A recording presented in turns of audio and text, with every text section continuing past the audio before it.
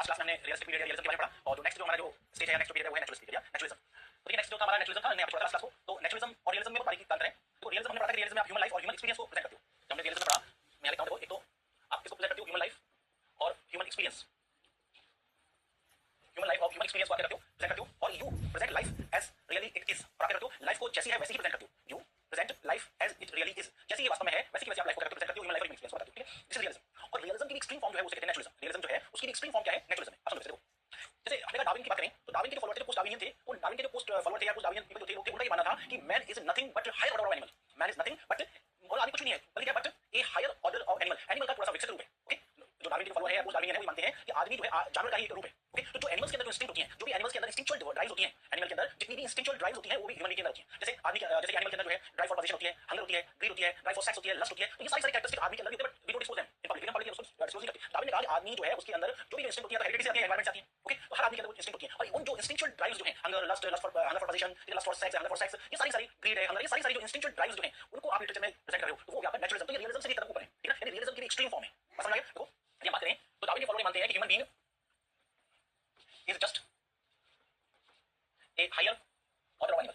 Higher order of animal, animal की high order है। तो एनिमल के अंदर जो इंस्टिंक्ट होती है वो आदमी के अंदर होती है। तो आप यदि लिटरेचर में इस तरीके की जो इंस्टिंक्चुअल ड्राइव्स जो है उनको प्रेजेंट करते हो तो वो क्या आपका नेचुरलिज्म। ठीक है, देखो पहली बात हमने कहा नेचुरलिज्म क्या है, a more accurate depiction of life than realism, और ज्यादा रियल, ज्यादा एक्चुअल, ज्यादा एप्रोप्रिएट। तो आपने कहा more accurate depiction of life than realism, realism से भी ज्यादा accurate description. In the naturalistic work characters are, naturalistic works में कैरेक्टर जो है किसके शिकार होते हैं, ऑफ देयर इंस्टिंक्चुअल ड्राइव्स। अपनी इंस्टिंक्चुअल ड्राइव, इंस्टिंक्ट होती है, अपनी सेक्स जो हमारे कैरेक्टर्स होते हैं, हेरिडिटी हमारे आते हैं, एनवायरनमेंट के द्वारा आते हैं। तो वो इंस्टिंक्चुअल ड्राइव्स जो है उनकी बात करता है। वो कहता है जैसे कोई कैरेक्टर जो है बहुत ज्यादा लस्ट में फंसा हुआ है, या कोई कैरेक्टर जो है ग्रीड में, हंगर में, ठीक है, हंगर फॉर पोजीशन में, लस्ट में, सेक्स में, इन चीजों में वो विक्टिम होता है। तो देखो ग्रीड का हो सकता है, सेक्स का हो सकता है, हंगर का हो सकता है, सब कुछ रिप्रेजेंट किया जाता है। End of external sociological forces, और जो एक्सटर्नल सोशियोलॉजिकल फोर्सेस जो है उनका भी विक्टिम होता है। ठीक है ना, ये बताते हैं नेचुरलिज्म। तो French novelist Emile Zola and later naturalist writer such as तमेलो, इसकी जो रूट्स हैं नेचुरलिज्म की रूट्स हैं वो कहां से है, एमिली ज़ोला फ्रेंच नॉवेलिस्ट। तो इसका नाम आपको ध्यान रखना है। जैसे नेचुरलिज्म की बात है तो एमिली ज़ोला का नाम आपको ध्यान रखना है, क्योंकि नेचुरलिज्म जो है उसकी रूट्स किसके अंदर है, एमिली ज़ोला के अंदर है। ये फर्स्ट इनोवेटर्स माना जाता है इसका, तो पायनियर माना जाता है इसका नेचुरलिज्म का। ये तीनों राइटर आपको रट लेने क्वेश्चन पूछ सकते हैं कि इनमें से कौन सा नेचुरलिज्म का राइटर है, नेचुरलिस्ट राइटर है, और कौन सा नहीं है। तीनों राइटर हैं और बहुत ही फेमस है और इनके वर्क्स में ध्यान रखिए, फ्रैंक नॉरिस, स्टीफन क्रेन और थियोडोर ड्रेजियर। तो तीनों के नाम याद रखने आपको भूलने की गुंजाइश नहीं है। ठीक है, आप जानेगा सीडी से चालू रहा है तो सी और डी, तो क्रेन और ड्रेजियर एक नेचुरलिस्ट पीरियड है, नेचुरलिज्म है, तो एनसी क्या हो गया, नॉरिस का भी रियलिज्म और नेचुरलिज्म में कंफ्यूज हो, तो ये चीजें जो है हो सकता है उसको हेल्प करें।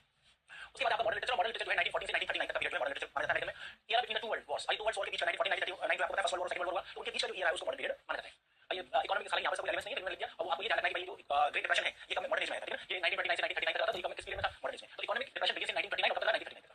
अब ये बहुत इंपॉर्टेंट है, पोएट्री मैगजीन। ठीक है ना, ये किसके द्वारा स्टार्ट की गई, हैरियट मुनरो के द्वारा 1940 1912 में, और इसके अंदर बहुत सारे राइटर्स जो हैं उनके वर्क्स पब्लिश हुए थे। ऐसे लिखा भी रहा। ठीक है, तो पोएट्री मैगजीन आपको ध्यान रखना है, मॉडर्न एज की वक्त में जब पोएट्री वाला मैगजीन वाला सेक्शन पढ़िए तब सब डिस्कस करेंगे। ठीक है, जैसे जब लिटरेचर पढ़िए, ब्रिटिश लिटरेचर, अब इस तरीके से पढ़िए। पहले जैसे पढ़िए पोएट्री वाला सेक्शन, फिर ड्रामा वाला सेक्शन पढ़िए, फिर नॉवेल वाला सेक्शन पढ़िए, ऐसे ऐसे पढ़िए। तो उसमें पीरियडिकल्स, मैगजीन्स, जर्नल्स और डायरीज की बात करेंगे। तो डायरीज वगैरह की बात करेंगे, जर्नल्स की बात करेंगे, पीरियडिकल्स की बात करेंगे, तो सारी इंपॉर्टेंट पीरियडिकल्स हैं। ठीक है ना, और जितनी इंपॉर्टेंट मैगजीन्स हैं वो सब डिस्कस करेंगे, एक अलग सेक्शन में पढ़ेंगे। जैसे आपको ध्यान रखने में दिमाग में आइडिया बनाने में महत्वपूर्ण रहेगा। तो आप ध्यान रखिए पोएट्री मैगजीन जो है वो हैरिट मुनरो के द्वारा जो फाउंड की गई, और इसमें बहुत सारे राइटर्स ये बात इसलिए करेंगे क्योंकि 1912 में मॉडर्न पीरियड चल रहा है इसलिए। फिर नोटेबल पोइट्स हैं, मॉडर्न एज के पोइट्स बहुत इंपॉर्टेंट है और उन पर क्वेश्चन पूछा ही पूछा जाता है। और इसमें सबसे ज्यादा इंपॉर्टेंट है आपका रॉबर्ट फ्रॉस्ट। और रॉबर्ट फ्रॉस्ट की जो इंपॉर्टेंट पोएम है कुछ मैं टेक्स्ट की कुछ लाइंस नहीं है, और भी ज्यादा टेक्स्ट देना चाहता था, लेकिन क्या करूं आपके नोट्स में बहुत ज्यादा टोटली वो मैं भी उस टेक्स्ट को कहां से कॉपी करता, विकिपीडिया वगैरह से कॉपी करता है ना, लेकिन वो एक आपके कॉन्ट्रीब्यूट में आ जाता है। तो मैंने कुछ लाइंस ली है जो इंपॉर्टेंट है, वो लेने की जरूरत है, आपको मैं समझाऊंगा, है ना। तो एक तो रॉबर्ट फ्रॉस्ट बहुत ज्यादा इंपॉर्टेंट है, इस पर हर बार क्वेश्चन बनता है और बनेगा भी। ओके, उसके बाद है कार्ल सैंडबर्ग, ये भी इंपॉर्टेंट है। वॉस स्टीवंस बहुत ज्यादा इंपॉर्टेंट है, इस पर भी क्वेश्चन बनेगा, सबसे ज्यादा इंपॉर्टेंट तो ये। उसके बाद आपका वॉस स्टीवंस, ओके, फिर विलियम कार्लोस विलियम्स, ये भी पोएट है। नेक्स्ट एज़रा पाउंड, इस पर क्वेश्चन बनेगा, पोएट के रूप में बनेगा, क्रिटिक के रूप में बनेगा। ठीक है ना, तो ये एज़रा पाउंड आपको ध्यान रखना है। ठीक है, टीएस एलियट पर क्वेश्चन बनता है, टीएस एलियट अमेरिकन में ना पढ़ते ब्रिटिश में पढ़ेंगे। ठीक है, ओके, तो टीएस एलियट का पढ़ेंगे ब्रिटिश में। उसके बाद है ई कमिंग्स। तो ये आप पोएट्री की बात करें तो आपको रॉबर्ट फ्रॉस्ट, एज़रा पाउंड और वॉस स्टीवंस इस पर विशेष फोकस रखना है। और एज़रा पाउंड की या फिर आपकी रॉबर्ट फ्रॉस्ट की या वॉस स्टीवंस में इनकी आपको पोएट्री के बारे में बताना चाहिए, टेक्स्ट के बारे में बताना चाहिए, इंपॉर्टेंट कौन सी पोएम है और पोएम में कौन सी लाइंस इंपॉर्टेंट है वो सब बताना चाहिए। हमारे नोट्स में मैंने उसी तरीके से सिस्टमैटिक तरीके से आपको नोट्स बताए और जो पढ़ाऊंगा तो अच्छी से समझ आपको आसपास एरिया बता देंगे। अब देखो हमने कहा कि भाई ये जो राइटर्स हैं, ठीक है ना, मॉडर्न एज के, अब इसी मॉडर्न एज में ये पीरियड जिसे कहते हैं इमेजिज्म। ठीक है ना, क्या है इमेजिज्म की 20वीं सेंचुरी की शुरुआत की थी और पीरियड इमेजिज्म। अब हमें देखो इमेजिज्म जो है उसमें अमेरिकन राइटर्स भी हैं और ब्रिटिश राइटर्स भी हैं। ब्रिटिश राइटर्स ने पूरी हम किस बात करेंगे, अमेरिकन राइटर्स की। तो देखो these include इन सब राइटर्स में मॉडर्न एज के जो अमेरिकन राइटर्स हैं जिनको हम पोइट्स बोलते हैं, जो पोइट्स हैं उनमें और कौन से शामिल हैं, उसमें एक तो एमी लॉवेल शामिल है, एचडी यानी कि हिल्डा डुलिटल शामिल है, और इमेजिज्म में ही है EZRAPOUND एज़रा पाउंड। तो एज़रा पाउंड की बात करेंगे इसलिए इस बारे में जो है यहाँ पे नहीं लिखा। ठीक है, तो देखिए तो पहले समझ लीजिए थोड़ा सा, जब हम इमेजिज्म की बात करते हैं तो आपको थोड़ा सा बताना चाहिए अमेरिकन राइटर की बात कर रहा हूं मैं। इमेजिज्म देखो, इमेजिज्म के बारे में पहली बात तो ध्यान रखनी है कि अमेरिकन की बात करें तो तीन राइटर बहुत इंपॉर्टेंट है। Number 1 Ezra Pound, number 2 Amy Lowell and number 3 HD यानी हिल्डा डुलिटल। ठीक है, ये तीन इंपॉर्टेंट है। देखिए सबसे पहले तो आप ये देखिए ये जो आपके ये जो एज़रा पाउंड जो है इसने इस इमेजिज्म को एक तो बात रखना, ये जो आपका एमी लॉवेल है ये इमेजिज्म के मामले में इसका बहुत बड़ा नाम है। एज़रा पाउंड ने ह्यूमरसली इमेजिज्म को क्या कहा, एमीइज्म कहा। देखो एज़रा पाउंड ने, क्योंकि एमी लॉवेल जो है उसका इमेजिज्म के फील्ड में कंट्रीब्यूशन बहुत ज्यादा है, इसलिए इमेजिज्म टर्म के लिए ह्यूमरसली एज़रा पाउंड ने क्या कहा, एमीइज्म, AMYGISM एमीइज्म। इसके नाम के आधार पर ये एमी लॉवेल के नाम के आधार पर पहली बात जानना, एमी लॉवेल के नाम के आधार पर एज़रा पाउंड ने ह्यूमरसली इमेजिज्म को क्या नाम दिया, उसने कहा उसको एमीइज्म। ठीक है, पहली बात। दूसरी बात इमेजिज्म की बात करें तो हमारी एज़रा पाउंड की पढ़िए तो इमेजिज्म है क्या, इसके कैरेक्टरिस्टिक्स क्या है कुछ बातें बताना चाहिए। तो जो राइटर जो है इस इमेजिज्म के फॉलोअर थे तो वो पहली बात तो किसमें लिखते थे, फ्री वर्ड्स में लिखते थे। इसमें लिखते थे फ्री वर्ड्स, ये सारी आप नोट कर लेना जो चीज आपको एक्स्ट्रा समझा रहा हूं। ठीक है ना, तो फ्री वर्ड्स में लिखते थे। नंबर 1। नंबर 2 जितने भी ट्रेडिशनल जो पोएटिक मीटर्स हैं, जितने भी ट्रेडिशनल पोएटिक मीटर्स हैं या ट्रेडिशनल किसी तरीके से कोई भी कन्वेंशनल ट्रेडिशन है उन सबको उन्होंने क्या किया, त्याग किया, यानी अबंडन किया या अवॉइड किया। तो दूसरा हम कह सकते हैं अवॉइडेंस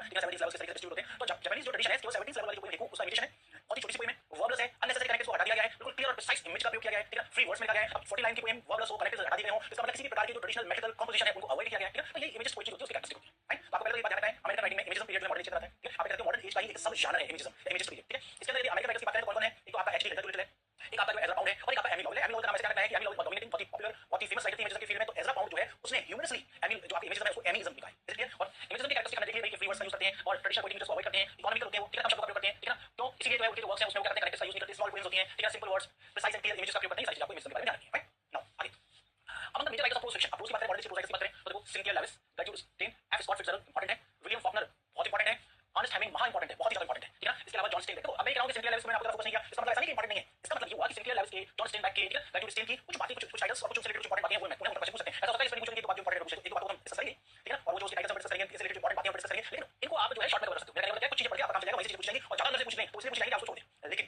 यदि आप इसकी बात करें एफ स्कॉट फिट्जजेराल्ड की, विलियम फॉकनर की और अर्नेस्ट हेमिंग की, तो इनके आपको कई अंदर से वर्क्स जो है उनको भी पढ़ना पड़ेगा क्योंकि वो पूछे जाते हैं, ठीक है। तो हमने उसी तरीके से सोच तरीके से प्रिपेयर किया, जिस तरीके से एग्जाम में क्वेश्चन पूछे जाते हैं। देखो आपको मैं बता दूं, मान लो किसी भी राइटर के 5 से 7 वर्क है, आप कहीं गूगल से देख लो, किसी बुक में सारे उसके नाम देते हैं, जैसे कि बुक में सारे कहीं कोई पढ़ा मुझे तो हमारी बुक में आया था, इस पे आया था, लेकिन वो स्टूडेंट के बजाय मुझे सबसे ज्यादा मेहनत इसलिए करनी पड़ती है कि मैं कौन से वर्क्स को मैं हटाऊं जो कि इरेलेवेंट है, उसके बजाय उसके देखता हूं कि ये आ चुका है, ये आ सकता है, इसका इंपॉर्टेंस ये है, इसलिए इंपॉर्टेंट है, उसमें ज्यादा मेहनत करनी पड़ती है ना। तो आप लोग जो मैं बता रहा हूं उनको जरूर पढ़ें, उन पे जरूर ध्यान दीजिए। मैं फोकस कर रहा हूं बहुत ही ज्यादा रिसर्च करने के बाद, बहुत ज्यादा चीजों को स्टडी करने के बाद बता रहा हूं कौन सी चीजें ज्यादा इंपॉर्टेंट है ना। आपको यदि आप सब कुछ याद कर सकते हो तो वेल एंड गुड, ठीक है। लेकिन मैं जानता हूं ह्यूमन कैपेसिटी लिमिटेड है, आप याद भी कर लोगे तो भूल जाओगे, इसलिए इतनी चीजें याद कर लेना कि भूलो नहीं, रिवीजन करते रहना। आप अमेरिकन लिटरेचर टेस्ट में आपको होता है, आप उसका रिवीजन करते रहें, पुराने वाले का रिवीजन करते रहें तो आपको ज्यादा बेटर लगेगा। एग्जाम के दिन जैसे टेस्ट होगा आपको ज्यादा बर्डन नहीं आएगा, आपके सामने कुछ आएगा टेस्ट सॉल्व कर दो, ठीक है। आप लोग अभी से पढ़ते रहें। फिर देखिए नेक्स्ट है, America produced in this period a great dramatist Eugene O'Neill, बहुत इंपॉर्टेंट है। अमेरिका में उसी मॉडर्न पीरियड में एक बहुत ही फेमस ड्रामेटिस्ट, एक ड्रामेटिस्ट का नाम इसमें यूजीन ओनील, तो ये बहुत ज्यादा इंपॉर्टेंट है। आप मान के चलिए इस पर क्वेश्चन आएगा ही आएगा, बहुत ज्यादा इंपॉर्टेंट है, ठीक है। तो हमने किस चीज को बहुत ज्यादा इंपॉर्टेंट बताया, F Scott Fitzgerald, William Faulkner, Ernest Hemingway और फिर ड्रामेटिस्ट यूजीन ओनील, और जो है उनमें कुछ बातें इंपॉर्टेंट पढ़नी है। फिर देखिए literary production of this era often sub classified in variety of ways. तो मॉडर्न एज के जो है उसमें कुछ इसमें कुछ आपके मॉडर्न एज में सब क्लासिफाइड किया गया है, मॉडर्न एज में कुछ लिटरेरी प्रोडक्शन जो है सब क्लासिफाइड किया गया है, कुछ जैसे कि कुछ अलग तरीके के वर्क्स हैं, कुछ अलग तरीके के राइटर्स हैं, कुछ अलग तरीके के ग्रुप्स हैं मॉडर्न एज में, तो उनको क्या किया गया, सब क्लासिफाइड किया है। मैंने आपको बताया था, और ये तीनों जो है एक बार क्वेश्चन पूछे जाते हैं, ज़ायज एज, लॉस्ट जनरेशन और हार्लेम रेनेसेंस। ये मॉडर्न पीरियड में आने वाले ग्रुप्स या मूवमेंट्स या आप कह सकते हो लिटरेरी प्रोडक्शन या ट्रेंड्स हैं, जिनको आपको ध्यान रखना है, ठीक है। डिटेल में हम पढ़ेंगे, अभी तो केवल बता रहा हूं कि कौन सी कौन से राइटर्स हैं, कौन सी कौन से राइटर्स हैं और कौन से राइटर्स के बारे में क्या चीजें इंपॉर्टेंट है वो हम देख रहे हैं। तो ज़ायज एज, लॉस्ट जनरेशन और हार्लेम रेनेसेंस, ये तीनों के बारे में आपको ध्यान रखना है, कौन है, क्या है, क्या इनका पर्पस था, कौन से राइटर्स हैं, इससे रिलेटेड कौन कौन से वर्क्स हैं। फिर नेक्स्ट आता है post modern age, 1939 to present, contemporary period या फिर आप कह सकते हो पोस्ट मॉडर्न पीरियड। तो important American writers after world war second, world war second की बात करें, 1939 की बात करें। लेकिन पोस्ट सेक्शन की बात करें तो पोस्ट में बात करें तो कौन कौन से हैं, व्लादिमीर नाबोकोव, ठीक है ना, ये रशियन है, बाद में अमेरिका में आ गया था। फिर Robert Penn Warren, Bernard Malamud, Mary McCarthy, Norman Mailer और जॉन अपडाइक, ये काफी इंपॉर्टेंट क्वेश्चन काफी पूछे जाते हैं, नॉर्मन मिलर और जॉन अपडाइक के क्वेश्चन पूछते हैं, ठीक है। तो आपको स्पेशली ध्यान रखना है। उसके बाद पोएट्री की बात करें तो पोएट्री में सबसे ज्यादा इंपॉर्टेंट है सिल्विया प्लैथ, इस पर आपको इसकी पोएट्री के बारे में बताना चाहिए, इसकी लाइफ के बारे में बताना चाहिए, इसकी पोएट्री के बारे में बताना चाहिए, इसकी इंपॉर्टेंट लाइन्स भी बताना चाहिए, जैसे हमारे नोट्स में है, ठीक है। और पोएट्री में रॉबर्ट पेन वॉरेन, एलन गिल्सवर्थ और ये एडरिन रिची, एक फेमिनिस्ट है, एडरिन रिची जो है फेमिनिस्ट है, और इसकी जो है कुछ थोड़ी बातें आपको बताना चाहिए। और सिल्विया प्लैथ सबसे इंपॉर्टेंट। पोस्ट मॉडर्न एज में तीन ड्रामेटिस्ट थे, ये ज्यादा इंपॉर्टेंट है, बहुत ज्यादा इंपॉर्टेंट है, उनको आप छोड़ नहीं सकते। तो एक आपका जो है लीलर हेलमन, इसको आप भूल जाओ, कोई दिक्कत नहीं। लेकिन आर्थर मिलर महा इंपॉर्टेंट, इस पर क्वेश्चन पूछा जाएगा। इसके अलावा टेनेसी विलियम्स और एडवर्ड एल्बी को आप मिस नहीं कर सकते इन ड्रामेटिस्ट। तो आर्थर मिलर के बारे में आपको इसकी अधिकतर जो प्लेस इंपॉर्टेंट है उनके बारे में बताना चाहिए, स्टोरी, उनके कैरेक्टर्स, उनकी थीम, ठीक है, और उनमें कुछ स्पेशल बातें बताना चाहिए। इसी तरीके से आपको टेनेसी विलियम्स और एडवर्ड एल्बी के बारे में बताना चाहिए। तो इन तीनों ड्रामेटिस्ट जो है आपके इंपॉर्टेंट है, इनको आप मिस नहीं कर सकते पोस्ट मॉडर्न, ठीक है। अब इसके बाद ये बताया गया एफ्रो माइकल, इस टाइम में काफी पॉपुलर थे, इस बारे में पढ़ चुके हैं, ठीक है। एफ्रो माइकल राइटर्स के बारे में पढ़ चुके हैं, एफ्रो माइकल में Ralph Ellison, James Baldwin, Richard Wright, Albert Murray, ठीक है। एल्बर्ट मरी पढ़ लिया, एलिस वॉकर और टॉनी मॉरिसन पढ़ चुके हैं, तो ये हमारे एफ्रो माइकल पढ़ चुके हैं, इसलिए अमेरिकन में कुछ डिस्कस करने की जरूरत नहीं है।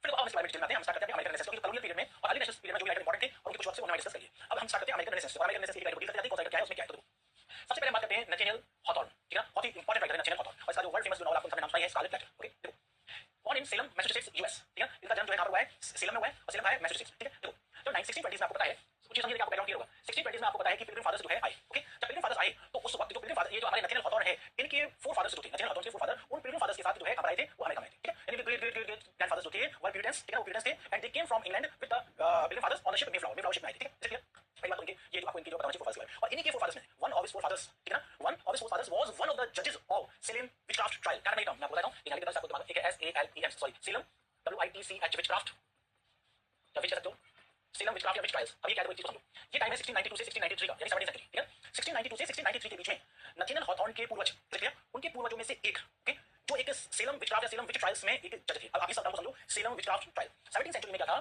कि या सेलम में एक ये था कि देखो वहां पे क्या होता है, हमारे इंडिया में देखा होगा कि कई गांव में पहले पॉपुलर प्रश्न था कि डायन है, और डायन है कभी ऐसा हो गया, और मान लीजिए किसी औरत हो गई, किसी को फिक्स आ गई, उसने ऐसे करने लग गया, उसको अनोनी सी कुछ काम हो गया, उसको डायन कर देते, डायन पहले चलता था, और डायन प्रथा उसको मार देते थे, उसको गांव से निकाल देते थे, ऐसा करता सेम 17वीं सेंचुरी में अमेरिका में। इसी तरीके से कुछ मिल्स भी ज्यादा लेडीज कुछ मिल्स, ठीक है। तो उनमें क्या था, जैसे मान लीजिए बहुत ज्यादा पेट में हो गया, चलाई हो जाता है, इसमें डायन घुस गई, या फिर विच है, ठीक है, और यशु को या तो मार दो या इसको गांव से बाहर निकाल दो, इसी को फिक्स आ गए तो उसको भी मान लिया गया कि विच है, ठीक है।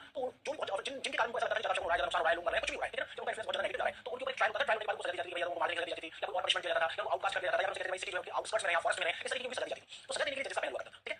तो नथानिएल हॉथॉर्न के पूर्वजों में से एक, नथानिएल हॉथॉर्न के पूर्वज 1692 से 1693 के बीच में जो सेलम विचक्राफ्ट ट्रायल्स हुआ करते थे, उसमें वो एक जज थे। तो आप सोचोगे ये बातें हमें बताने की इसका क्या है, तो इसके नॉवेल्स में जो है विचक्राफ्ट, सेलम विचक्राफ्ट के बारे में बताया जाता है, ठीक है। इसलिए हमारे लिए जानना बहुत ज्यादा जरूरी है, ठीक है। फिर देखिए born in Salem Massachusetts US, ठीक है। उसके बाद देखिए ये जो है डार्क रोमांटिक राइटर है, मैंने आपको बताया था कि दक्षिण ऑटोन की बात करता है, गोथिक नॉवेल की बात करता है, गोथिक की बात करता है, आपकी विचक्राफ्ट की बात करता है, आपकी पनिशमेंट की बात करता है, सिन की बात करता है, हो गया डार्क रोमांटिक हो गया। और जैसे आपके इंटरेस्ट एक्ट्रेस ठीक है, इंटरेस्ट एक्ट्रेस लेकिन मेनली किस पर जाता है, डार्क रोमांटिज्म करता है। फिर तो वर्ड्स के सबसे पहला वर्ड है फ्रेंचो, आपको इसका नाम इसलिए ध्यान रखना है केवल केवल इसका ये फर्स्ट नॉवल है, ठीक है ना, और ये पब्लिश हुआ था एनोनिमसली। देखो आपके नथिंग ऑथर ने बहुत ज्यादा पॉपुलर हो गया तो उसने बहुत कोशिश की कि उसका नाम या ये नॉवल जो है किसी तरीके से सप्रेस हो जाए, क्योंकि उसको ऐसा लगा it this doesn't have that kind of standard which all of novels have. उसे लगता था कि और उसके और जो नॉवेल्स हैं उनमें जो स्टैंडर्ड है वो फ्रेंचो में नहीं, तो उसने कोशिश की कि भाई ये सप्रेस हो जाए, इसमें नाम ही मेंशन नहीं हो, लोगों को पता ही नहीं लगे, तो ये जो है एनोनिमसली पब्लिश किया गया था, ठीक है। तो फ्रेंचो फर्स्ट नॉवल है। उसके बाद इसका स्कारलेट लेटर बहुत ही फेमस है। स्कारलेट लेटर की रोमांस है, ये भी रोमांस है। तो रोमांस का मतलब आपको बताया, रोमांस का मतलब है जिसमें मिस्ट्री हो, ठीक है ना, जिसमें क्या हो, बहुत ज्यादा मिस्ट्री हो, एडवेंचर हो, स्ट्रेंजनेस हो, है ना, ब्यूटी हो, ये सब रोमांस होते हैं, ठीक है। और मे बी लव अफेयर हो सकता है, ठीक है। लव अफेयर कंपल्सरी नहीं है, लेकिन लव अफेयर में कोई मिस्ट्री घटनाएं हो रही हैं, कुछ एडवेंचर्स काम हो रहा है, ठीक है ना। तो वो क्या होता है रोमांटिक मूवी। तो रोमांटिक मूवी का मतलब जरूरी नहीं है रोमांस, ये कोई एडवेंचर, मान लो आप व्यू पर जा रहे हो तो ये भी रोमांटिक हो गया, ठीक है। आप किसी जर्नी में जा रहे हो, आप एडवेंचर कर रहे हो, कोई मिस्ट्री काम कर रहे हो, रोमांटिक, ठीक है। आप रोमांटिक मूवी देखते हो तो वो ऐसा है समथिंग स्ट्रेंज, आपने कुछ स्ट्रेंज सा काम किया, रोमांटिक। मान लो कोई भी लड़का मान लो यूरोप से आता है और फिर किसी पंजाब के किसी गांव में रहता है और जिसकी पहले से एंगेजमेंट हो चुकी होती है, उसी फैमिली में रहकर उसकी एंगेजमेंट होने के बाद भी उसके स्ट्रिक्ट फादर मदर सारी उस तरीके के एनवायरनमेंट में लास्ट टाइम पे उसको ले जाता है अपने साथ। This is something adventurous, this is something miraculous, this is something strange, okay, this is something mysterious. तो ये सारी चीजें जो स्ट्रेंजनेस एडवेंचरस से बनी है, that's why it is romantic. अब रोमांटिक में आपका लव अफेयर हो सकता है, रोमांटिक में आपका सी अफेयर हो सकते हैं, रोमांटिक में आपका जो एडवेंचर्स हो सकते हैं, चाहे मून पर हो चाहे कहीं पर भी, ठीक है। तो रोमांस और रोमांटिक का मतलब ऐसे ही है, ठीक है। वर्ड पेट में ये stranger addition of strangeness to beauty, Walter Pater में रोमांटिक का मतलब addition of strangeness to beauty, romantic interpretation पढ़नी पड़ेगी, अगले में आते हैं। तो फ्रेंचो फर्स्ट नॉवल। इसके अलावा स्कारलेट लेटर जो है वो भी रोमांस है। इसके अलावा the house of the seven devils, ये भी क्या है, एक रोमांस है, ये 1851 में है। इसके अलावा नेक्स्ट आपका द ब्लाइथ डेल रोमांस, और उसके बाद नेक्स्ट आपका मार्बल फॉन और the romance of Monte Beni, ठीक है। तो आपको क्या ध्यान रखना है, आपको इसके सारे नॉवेल्स के नाम ध्यान रखने हैं, ठीक है। आपको क्या ध्यान रखना है, स्कारलेट लेटर, सॉरी आपके नथिंग ऑथर में मैंने आपको सारे नॉवेल्स के नाम ध्यान रखना है। फ्रेंचो फर्स्ट के बाद पूछते हैं। उसके अलावा ये जो इंपॉर्टेंट है स्कारलेट लेटर के बारे में सब कुछ ध्यान रखना है, सब कुछ बहुत कुछ ध्यान रखना है, ठीक है। उसके बाद house of the seven devils के बारे में पता होना चाहिए, इसकी स्टोरी, इसकी थीम क्या बताना चाह रहा है। इसके अलावा ब्लाइथ डेल रोमांस के बारे में पता होना चाहिए, मार्बल फॉन के बारे में पता होना चाहिए, कम से कम एक टाइटल तो पता ही होना चाहिए, ठीक है। इसके अलावा इसका स्टोरी कलेक्शन है, इसका नाम है ट्वाइस टोल्ड टेल, ठीक है। तो आपको इसके बारे में ध्यान रखना है कि इसका जो टाइटल है शेक्सपियर के किंग जॉन से लिया गया है, पहली बात सबसे इंपॉर्टेंट। तो उसकी लाइन है life is as tedious as twice told tales. तो कहता है शेक्सपियर का किंग जॉन जो है उसमें कहा जाता है कि लाइन है life is as tedious as twice told tales. जिंदगी इतनी बोरिंग है जितनी कि दो बार कही जाए। जैसे आपको कहानी सुना दी, अब उसी कहानी में दोबारा सुनाऊं तो कैसे होगी, आपको बोरिंग लगेगी, ठीक है। तो टीडियस लगेगी, खाने वाली लगेगी, टायरसम लगेगी, ठीक है। तो ये कह रहा है शेक्सपियर का किंग जॉन की लाइन है कि life is as tedious as twice told tales. ये ट्वाइस टोल्ड टेल्स जो टाइटल है शॉर्ट स्टोरीज कलेक्शन का शेक्सपियर के किंग जॉन से लिया गया है, ये ध्यान रखना है। ये आपके लिए इस स्टोरी में बस यही इंपॉर्टेंट है, ओके। अब हम बात करते हैं इसके वर्ल्ड फेमस जो नॉवल है जिसका नाम है स्कारलेट लेटर। हम इस बात करेंगे इसका जो वर्ल्ड फेमस जो नॉवल है स्कारलेट लेटर। स्कारलेट लेटर आपके एग्जामिनेशन पॉइंट ऑफ व्यू से बहुत